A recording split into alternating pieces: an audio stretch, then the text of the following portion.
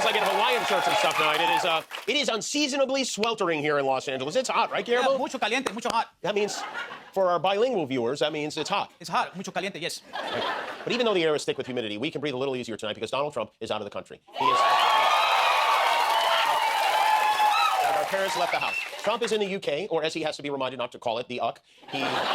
Paddington Unbearable is in England for an official visit with the royal family. Wait till he finds out tea time has nothing to do with golf. He's going to be very upset. The royals are expected to greet the president and first lady tomorrow, but some clever Brits are already rolling out, well, I wouldn't call it a red carpet exactly, but rather a King Kong-sized photo of Trump with his buddy Jeffrey Epstein. This is right outside Windsor Castle, where the Trumps will be staying. Melania, don't look out the window. You don't want to...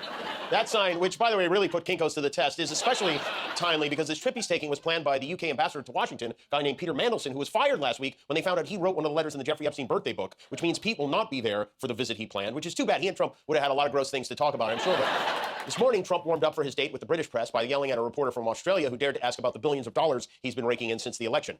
President Trump said a president in office should be engaged in so much business activity. Well, I'm really not. My kids are running the business. I'm here. You know what the activity... Where are you from? I'm from the Australian Broadcasting Corporation, Well, the Australians, you're hurting Australia, right? In my opinion, you are hurting Australia very much right now. And they want to get along with me. You know, your leader is coming over to see me very soon. I'm going to tell him about you. You said a very bad tone. Go ahead, John.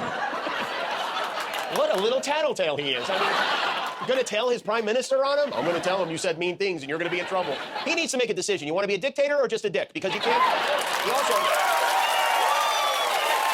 He also spent some time bragging about his $200 million ballroom again. He said it's going to be the greatest ballroom anywhere in the world. Oh, how exhilarating for all of us. He's so excited for these balls, he can taste them. Trump claims he's going to pay for some of the cost of the ballroom as a gift to us, which, thank you very much. We'll never be in it, but thank you very much. And he's already figured out where to get the money. Trump today became the first president to sue the New York Times. He's suing the New York Times for $15 billion for defamation. $15 billion. Where does he even come up? These are like numbers my children make up when they're talking about money. I thought he said the New York Times was failing. He thinks they have $15 billion? How much would he sue for if he thought they were doing well? Trump announced the suit this morning. He wrote, "Today I have the great honor of bringing a $15 billion defamation and libel lawsuit against the New York Times, one of the worst and most degenerate newspapers in the history of our country. The Times has engaged in a decades-long method of lying about your favorite president, me, my family business, the America First movement, MAGA, and our nation as a whole. The New York Times has been allowed to freely lie, smear, and defame me for far too long, and that stops now." And then he follows it with, "This suit is being brought in the great state of Florida. Uh-oh.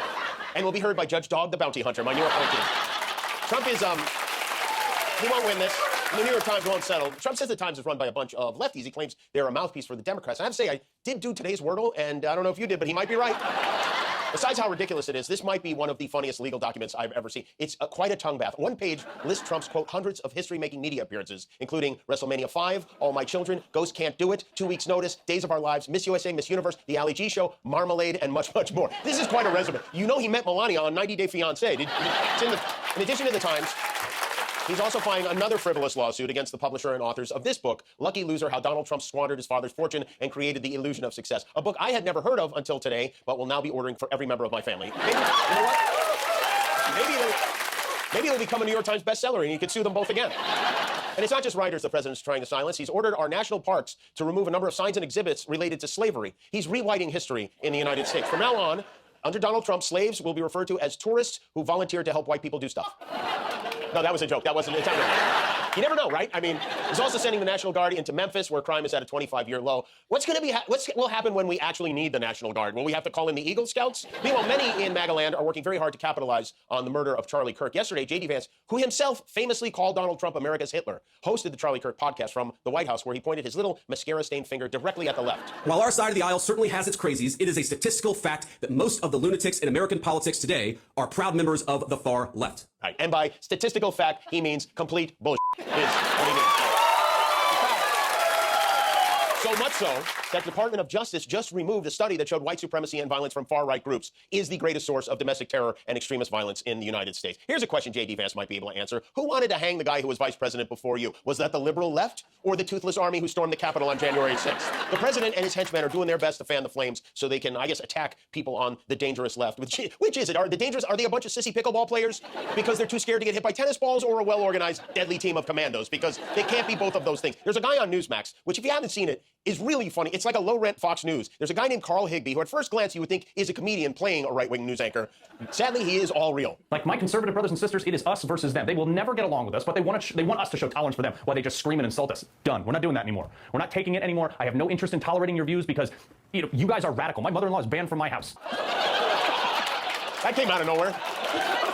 His mother-in-law isn't even a Democrat. He just doesn't like her. It was just Boy, what a difference an election makes. 2 years ago, these meatheads couldn't shut up about the First Amendment. Now they want to skip right to the second. Elon Musk, who was so angry about conservative voices being silenced that he bought Twitter and turned it into excrement, said, the left is the party of murder. And Eric Trump was on Fox and Friends waxing poetic about Charlie Kirk's relationship with his dad. If you look at where he's created and the movement that he's built today, it's exactly what he described to me 10 years ago. And he became obviously dear friends with Don's. He became, that's right, probably a second son to my father. Wait, I thought you were the second son to your father. I mean, I'm starting to feel bad for Eric. This poor guy might need somebody to adopt him. In Washington today, the Senate Judiciary Committee grilled FBI Director Kash Patel. It's an honor to be here with you today as the 9th Director of the FBI to bring this fugitive to justice. We have also arrested, this may be the most important part, about to face charges at the same time last year. Ongoing investigations, that crime's free, and we're going to keep going. Lastly, I want to close with the Kash Patel Senate hearings, brought to you by Flonase. Psst, psst, all good. You know what?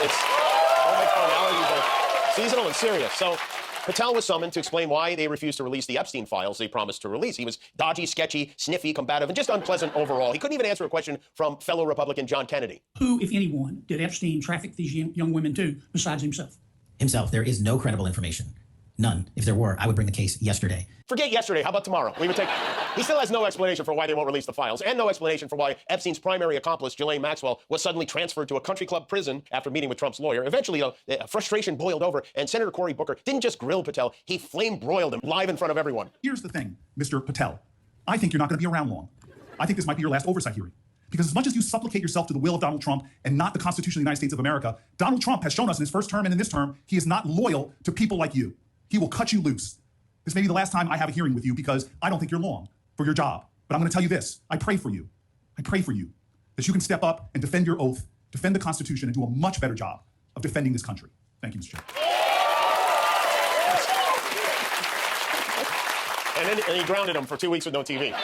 The House Oversight Committee today released another batch of Epstein documents, or as Trump calls them, fake documents, unless they exonerate him, in which case, real documents. That's how you can tell. But Kash Patel, I'm not sure he even has the Epstein files to release. I have a feeling Trump put them like on top of a refrigerator where he can't reach them or something. But if he ever does get them, I think he should literally take a page out of his boss's playbook and offer them for sale.